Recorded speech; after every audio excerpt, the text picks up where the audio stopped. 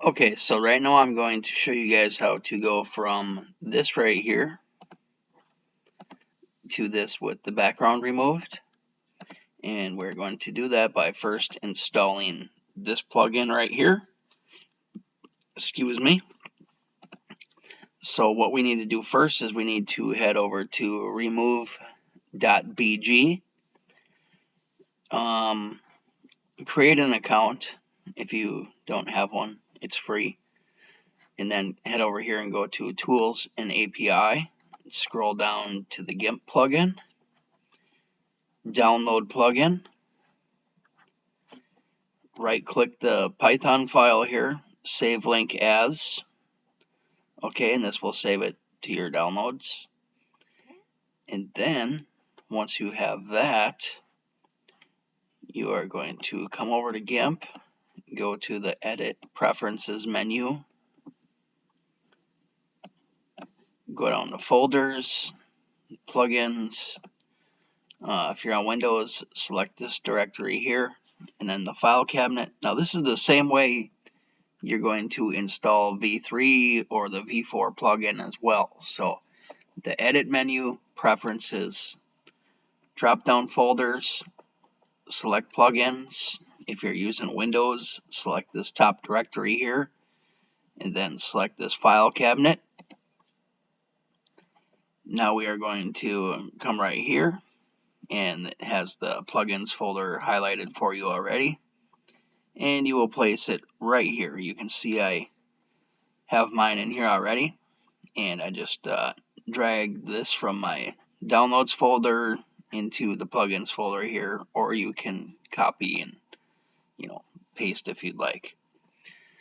Then after that, close this window, close this, close down GIMP, restart it.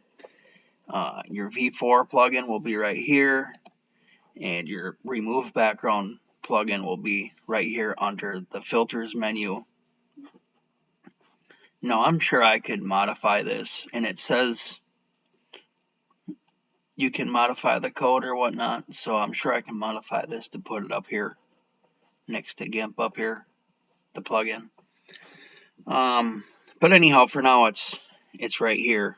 It'd be nice if I could build it into this, but I'm not really sure how to do that, so it's beyond me. Anywho, back to this here. So once you click this here, it's going to ask you for a key. Well, now you need a key to use this. So now what you're going to do is go back to their website, and I told you to make an account, so go to my account, and go here to API keys, and create a new one. Once you create a new one, it will pop up down here. Click it, hit copy, come back to GIMP, paste it here.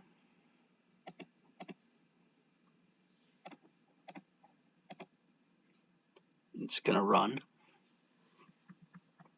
It does a pretty good job on pretty much every photo. I mean, sometimes it leaves a little bit out, but you can take the brush tool or whatnot, or drag the selection in a little bit more. So now from here, what we're going to do next is we're going to flatten the image. So you do that by right-clicking the layers right here and hit flatten image. And if we do this now, it's going to fill the background white because our background color here is white. But if we're going to use the dither feature for the V4 plugin, then we are going to want that background black. So you can do that and make sure it's 100% black by clicking the black here, and it will reset the colors. Click these arrows here, and it will send the black to the background. Now when we flatten it, it will be 100% black. And if you want to zoom in, if you want to get real picky, you can take the brush tool right here, okay, and you can set the size of the circle, of the brush size, like so, and the hardness, and then you can come in and, oh, we don't want it white, so flip these back right here again, make it black, and then you can come in, you can start smoothing out this extra you might not want in there or whatnot. Or you can grab the fuzzy select tool here. Okay. And we are going to just left click and hold, and you can drag that selection inwards, or we can come outwards a little bit, like so. And then you can smooth it out a little bit.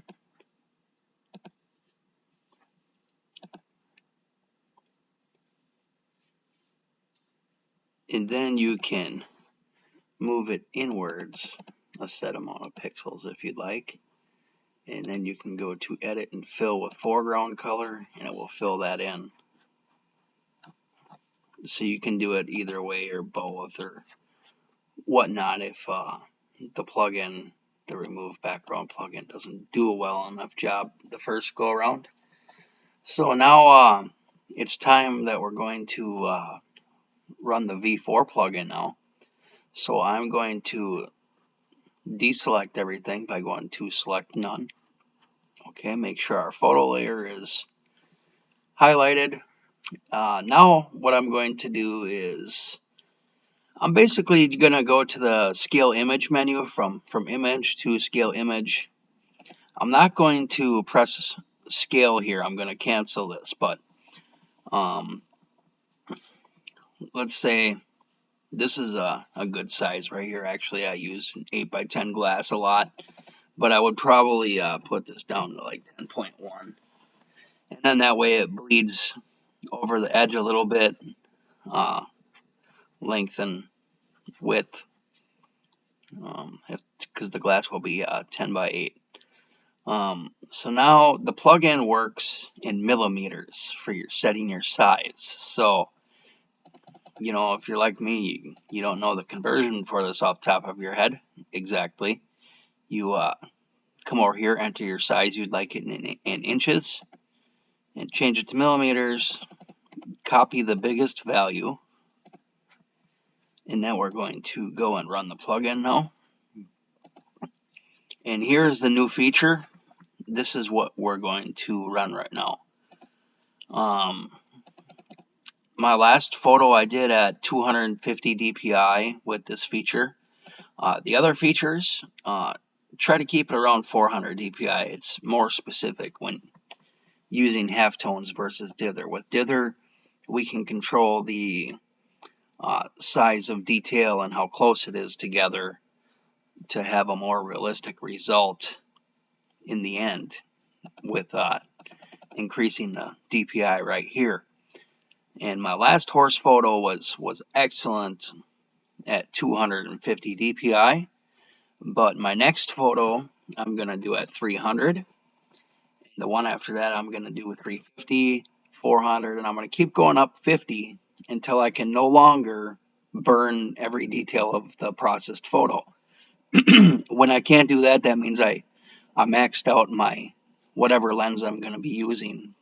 I'm going to be using the 1.5 inch, but it works the same if you're using a 2.5 inch. You know, eventually you're going to hit a resolution where you're going to max it out. Okay, so now we're going to, excuse me, set the size. And we just copied the value from in millimeters over here in the scale image menu. We're just going to paste these here real quick. Now, I pasted them both the same for image height and width because it's going to know to make it 10.1 inches tall because that's the biggest value, and it's going to scale proportionately for the width to whatever this comes out as height. So it'll be proportionate. So I just do that, enter it in both fields. As long as you're using the largest value, it's going to scale out how you want it. And then you simply press OK, let it run. Okay, so now if we're going to be doing a tile painted black or a piece of glass painted black, or anything that's going to turn white when your laser hits it, this is how you're going to want it to look, a negative.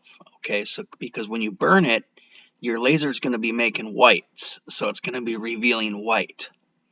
So you're going to want to flip the colors of your image around like this to make sure you're burning the whites, so that in the end it'll look like this. Okay, so I'm going to quick demonstrate that for you guys on how this would look on glass or tile or whatnot. Okay, so don't do this, keep it like this, and what you're going to do from here is you go to export as, and you can export it as a JPEG, or I prefer to use TIFF.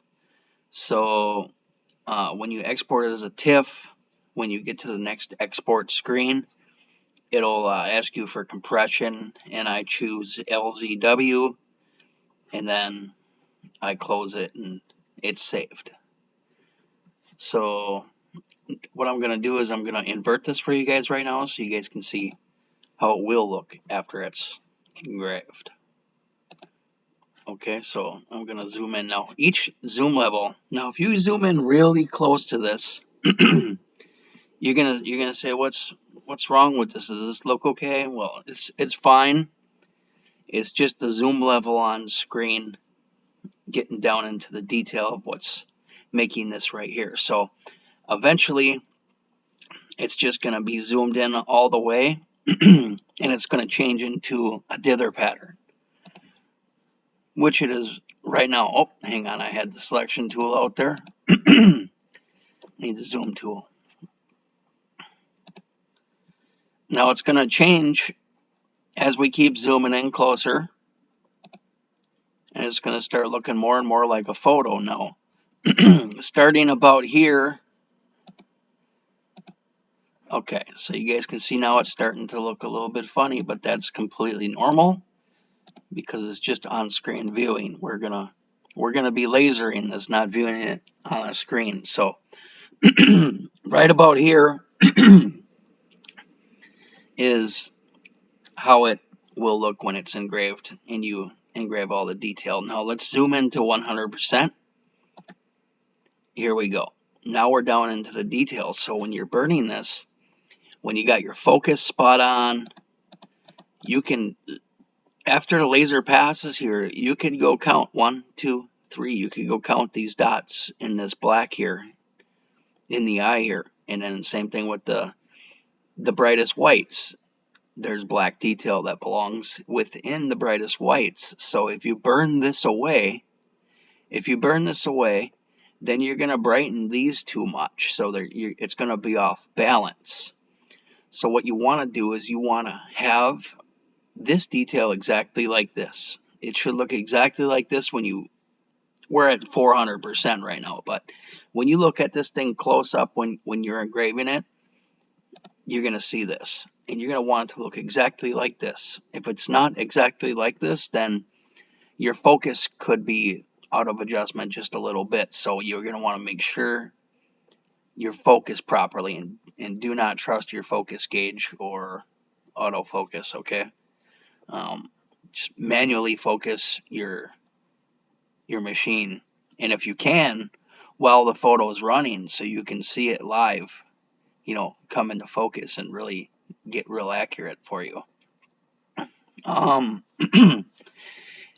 So if you're not piercing through the blacks, but it looks like you have this detail here, but you're not getting through this, then it's definitely your focus. And it's going to look like you have this detail here, but what's going to happen is that in between this bright white, it's going to be like a dusty, paint dusted, shady, hazy looking white. It's not going to be a clean white. So that's what your focus is going to do. It's really going to bring out your clarity of the photo. So we'll go back down to 100% here. And this is pretty much how it's going to look in person, but it's very close to us right now. You're not going to see all this super fine detail. you know, when you're an arm's length away or whatnot, or maybe even a little closer, you won't even see it. But at 300 DPI, you're going to have to get real close to actually see this. So, you know, you gotta get in there and you gotta look, you know, pause your machine and get in there and look and, you know, count the little details if you have to. Because if it's here on this screen right here, it's got to be translated to your material. Otherwise, you're never going to get this result right here because you'll be missing detail. Now, if you have, that's way too far. If you have too much power, what's going on here? If you have too much power, like I said, your blacks are gonna, you know, start getting lighter. They won't be black, and you'll burn all this black detail away in here. But on the opposite end, if you don't get through the blacks, then your whites aren't as clear as they can be and should be. If you get focused and it's looking really clean, and as it's going up the material, it starts looking like it's losing focus, well, then your your work area is leaning on you one way, you know, front to back, or it could be left to right. You know, it could be real crisp and focused over here, but over here it's not. It could be out of focus because your Z table is leaning one way, or, you know, like with my AP laser, the top part of my machine, I have 4 adjustment levers on it, screws that I can adjust each corner and, you know, adjust the top of the machine. So that's nice because I can do top and bottom.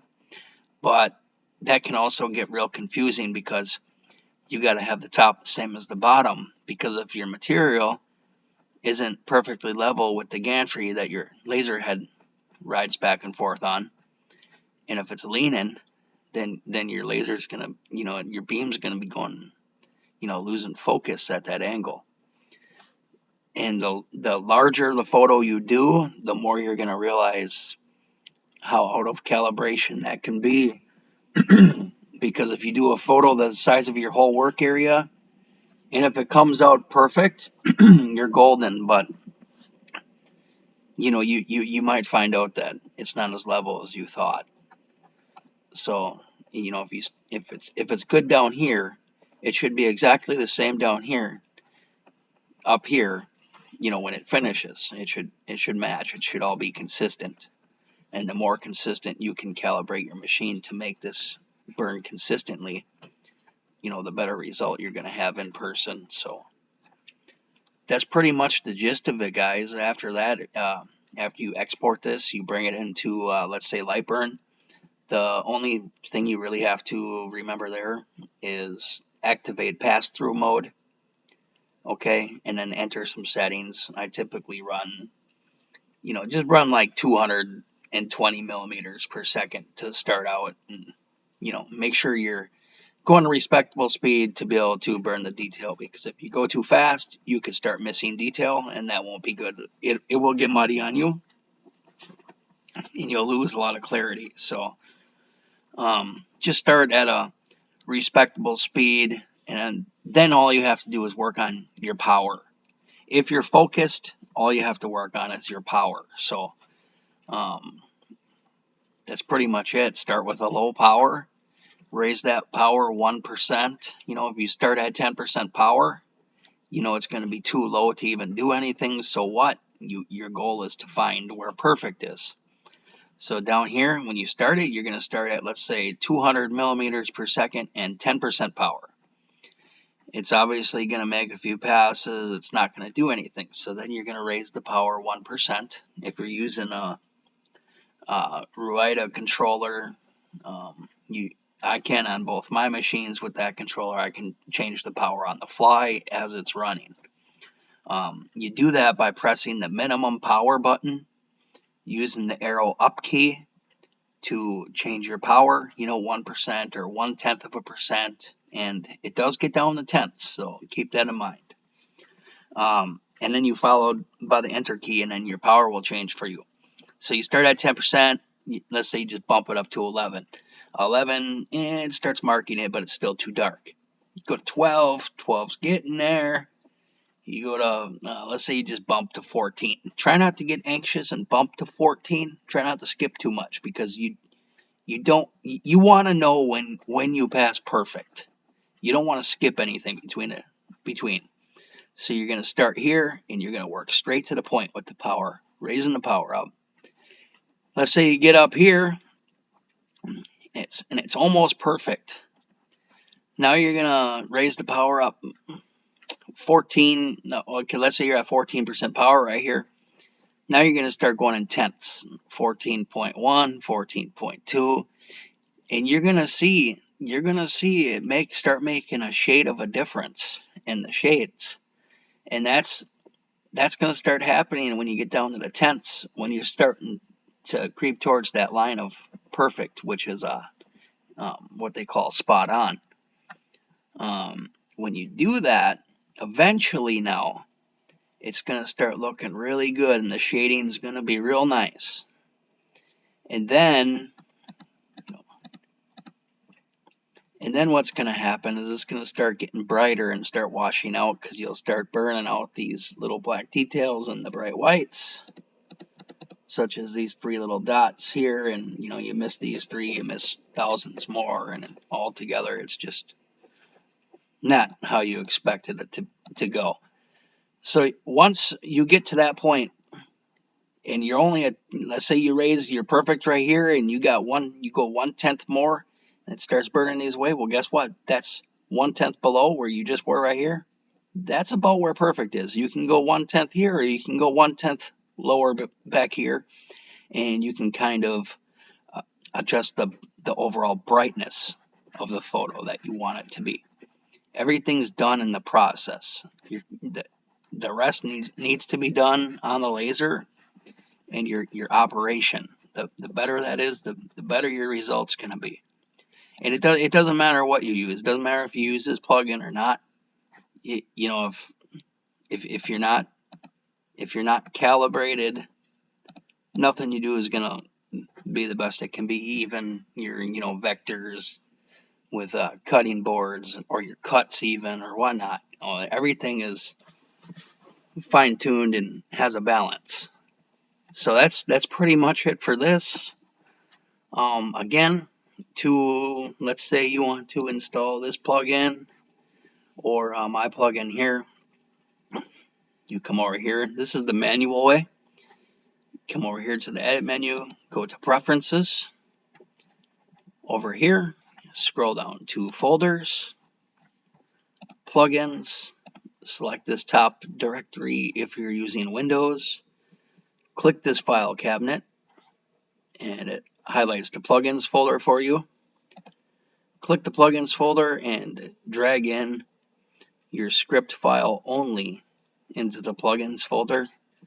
Close this, say OK to this, close down GIMP, restart it, and you'll have this up here and this down here. Now, if the plugin's ever grayed out like this is obviously grayed out because now it's a processed photo. Let's see what happens if we go to change the mode to RGB. Okay, now the plugin will work again. So this is a perfect example.